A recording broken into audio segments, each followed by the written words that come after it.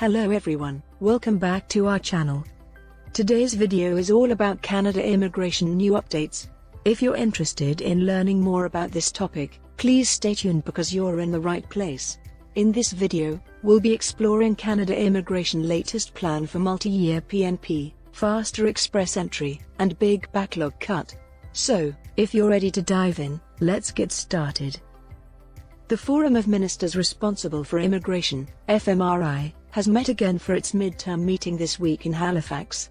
The meetings take place twice per year, and last occurred in St. John, New Brunswick.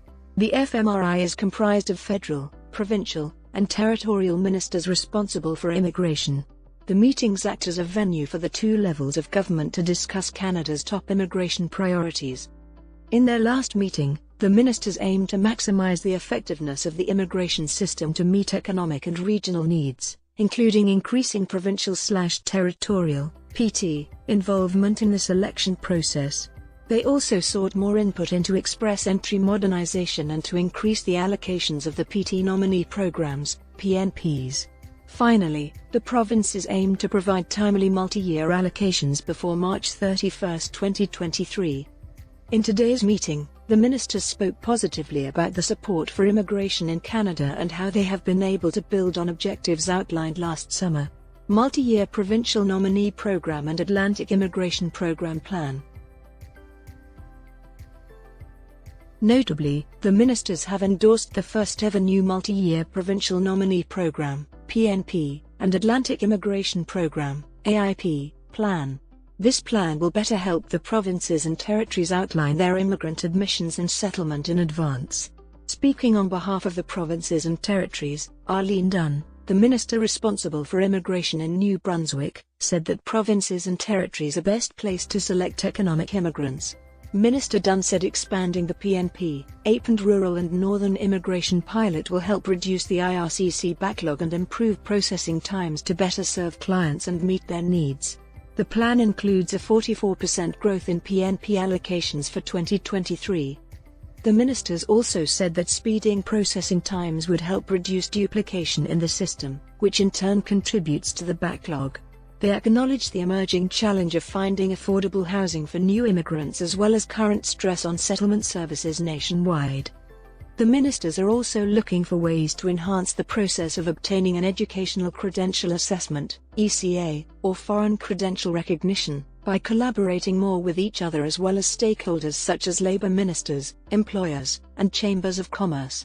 They highlighted key areas including in the selection stage, understanding the complex regulatory environment and advancing the quality of FCR pre-arrival information sharing. Obtaining and credential recognition quickly is a key step for a newcomer to practice their professionals at their full potential. Partnership, collaboration, and a shared vision for enhancing Canada's immigration policies and programs are at the centre of how federal, provincial, and territorial governments navigate the ever-changing immigration landscape, said Minister Dunn. Through today's meeting we look to build momentum to further clarify the roles and responsibilities of our respective governments to successfully attract, integrate, and retain immigrants. Since Canada was founded in 1867, the provincial and federal governments have shared responsibility for immigration. The main objective of these conferences is promoting the spread of immigration throughout Canada. One of the main components of this shared responsibility is the Provincial Nominee Program, PNP. Each province, with the exceptions of Quebec and Nunavut, operates its own PNP through which candidates for permanent residency, PR, can indicate a preference to work and live in a specific province. Quebec operates its own immigration system. If the provincial government believes the candidate can easily integrate into the workforce and support the provincial economy, they may offer them a provincial nomination. Getting nominated does not automatically mean that the candidate is a permanent resident, but it can strengthen their application to the federal government.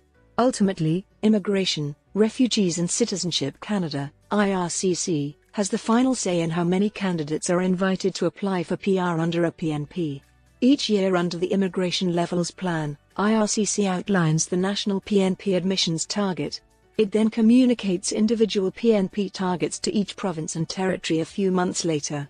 In the meeting last summer, PT ministers advocated for higher allocations due to labor shortages and a desire to have more control over the economic immigrants who settle and their ability to close their labor force gaps. Here comes the most awaited part of the video. The Immigration Levels Plan 2023 to 2025 shows that PNP admissions will continue to outpace federal high-skilled, express entry, admissions into 2025. Provinces and territories hold immigration draws routinely. This week, British Columbia, Ontario, and Manitoba have held PNP draws, while Quebec held a draw under its own system. And that's a wrap on today's video. I hope you found it informative and enjoyable. If you have any questions or comments about this topic, feel free to leave comments down below. If you enjoyed this video, be sure to give it a thumbs up and subscribe to my channel for more content like this. I'm always working on new videos and ideas, so stay tuned for what's coming next. Thanks for watching, and I'll see you in the next video.